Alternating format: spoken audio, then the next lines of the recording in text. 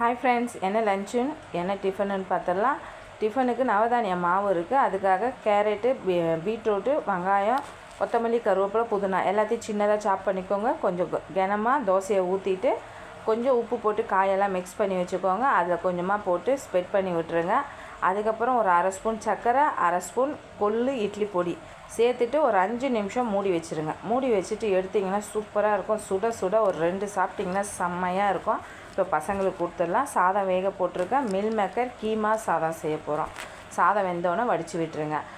இப்போ தாளிப்பு போட்டுட்டு வெங்காயத்தை போட்டு நல்லா வதக்கிட்டு 2 தக்காளி, ஒரு அரை ஸ்பூன் இஞ்சி பூண்டு போட்டு நல்லா வதக்கிட்டு மில் மேக்கரை பல்ஸில் வச்சு எடுத்து கொஞ்சம் மிளகாத்தூள் உப்பு போட்டு ஒரு 1/4 கிளாஸ் தண்ணி ஊற்றி நல்லா மிக்ஸ் பண்ணி எடுத்துகிட்டு ஆறின உடனே சாதத்தை போட்டு மிக்ஸ் பண்ணி சாப்பாடு கட்டிடுங்க. செம்மையாக இருந்தது.